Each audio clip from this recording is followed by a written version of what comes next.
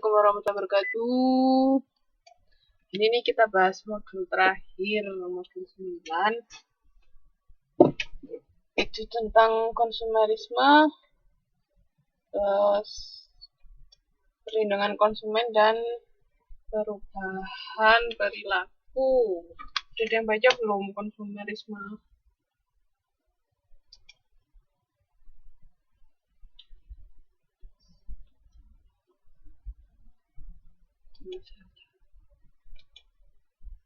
Di konsumerisme itu adalah suatu gerakan sosial dari masyarakat dan pemerintah untuk meningkatkan hak dan kekuatan pembeli dalam berhubungan dengan penjual. Itu menurut Loudon sama Vita. Sedangkan menurut Armstrong, Couture, dan Da Silva, konsumerisme itu gerakan yang terorganisasi dari masyarakat dan pemerintah meningkatkan hak dan kekuatan pembeli. Jadi intinya, halo, bisa dengar saya?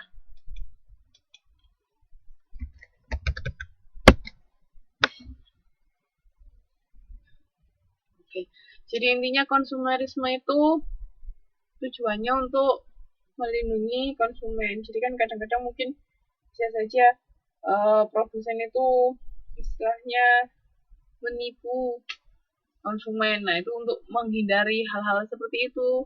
Makanya ini ada yang namanya gerakan konsumerisme ini. Jadi untuk melindungi konsumen supaya tidak dimanfaatkan oleh produsen. Nah, ini konsumerisme itu adanya serangkaian kegiatan atau aktivitas dilakukan oleh pihak-pihak yang terkait dengan proses pertukaran, pihak pemerintah, bisnis, organisasi independen, masyarakat, sama meningkatkan kekuatan pembeli atau melindungi pembeli relatif terhadap penjual. Nah, saya kan kadang-kadang misalnya kita mau beli barang, tapi kita nggak tahu isi bahan-bahannya. Nah, itu kan bisa aja si produsen tuh kalau mau nakal kan dia bisa menuliskan bahan yang lain kan, padahal misalnya produk A itu bahannya A tapi ditulisnya B kan bisa jadi supaya mengelabui konsumen.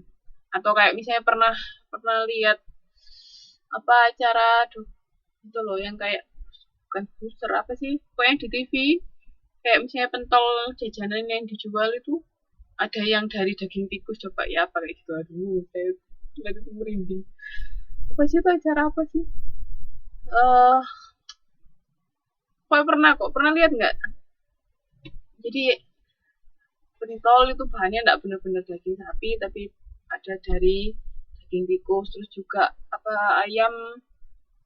ayam goreng yang dijual di pinggir jalan tuh ada juga yang kayak gitu. Jadi kan karena bahannya mungkin lebih murah. Aduh, saya bayanginnya ngeri. Pernah denger nggak? Terus juga misalnya kayak saus-saus itu bahannya dicampur, pokoknya intinya nggak benar-benar murni bahan itu tapi ada campuran-campuran lain.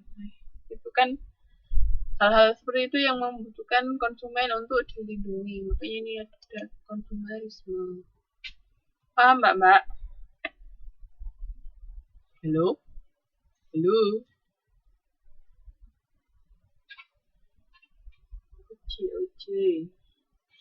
Nah, sekarang ini ada sejarah perkembangan konsumerisme. Jadi di tahun 1905 sampai 1920 itu ada McCracken era, itu masyarakat mulai sadar perlunya terhadap perlindungan konsumen.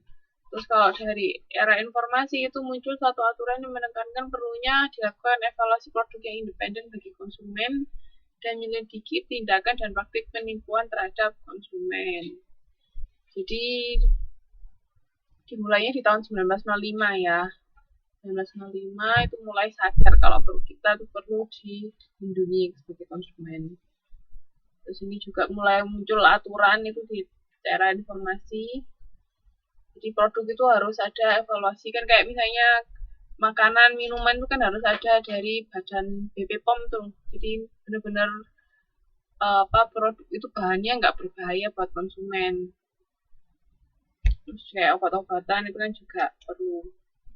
Nah, terus kalau di tahun 45 itu mulai adanya era kepedulian berlanjut. Jadi di sini kemakmuran membuat konsumen kurang peduli terhadap konsumerisme. Jadi mungkin mereka uangnya sudah semakin banyak, jadi mereka tidak terlalu peduli kalau misalnya mereka dieksploitasi atau apa gitu. Itu era kepedulian berlanjut. Jadi ini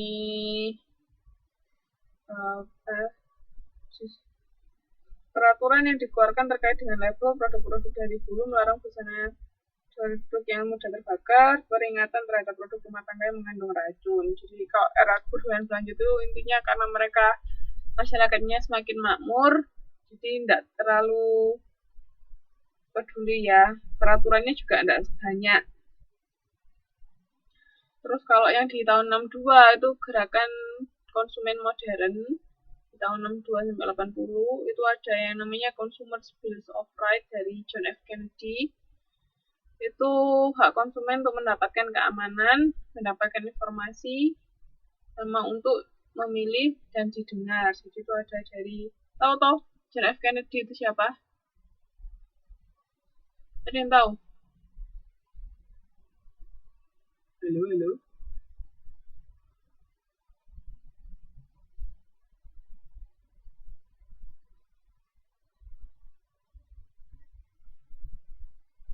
Ada yang tahu nggak John F. Kennedy?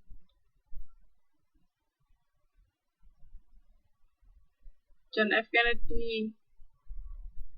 Siapakah dia?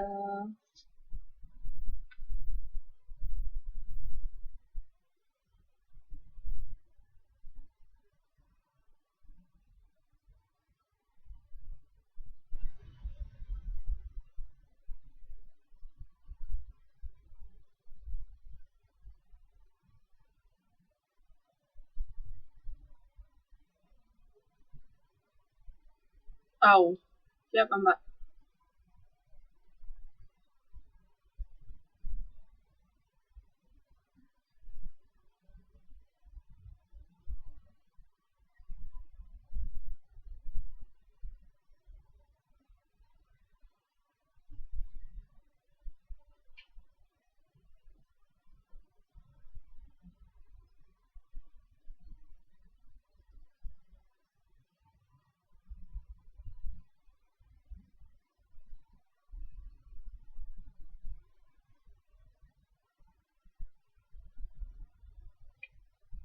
Iya, salah satu presiden Amerika. Di sini ada 4 hak itu ya.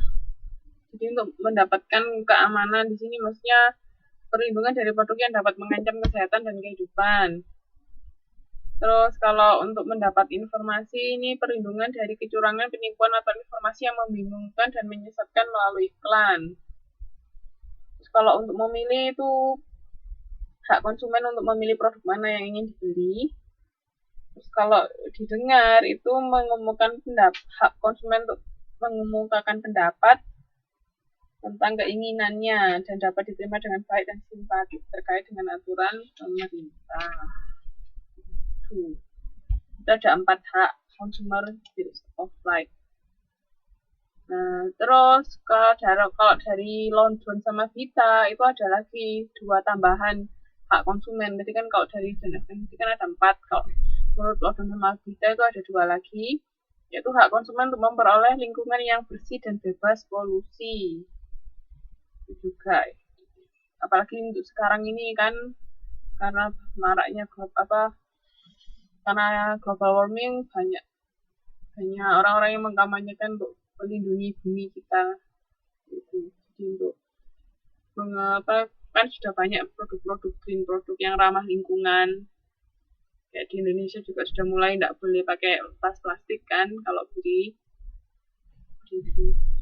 Terus habis itu yang kedua itu hak konsumen untuk memiliki privasi. Jadi di sini informasi yang terkait dengan data-data pribadi yang tersimpan dalam database perusahaan atau organisasi harus dijamin kerahasiaannya. Jadi misalnya kalau misalnya kita jadi satu member di tempat tertentu atau misalnya di Alfamart atau Indomart itu kan ada kartu member. Biasanya kan mengisikan identitas toh. Nah, di situ tuh haknya konsumen tuh untuk privasinya enggak atau data-data dirinya enggak diberitahukan ke orang lain. Seperti itu. Nah, terus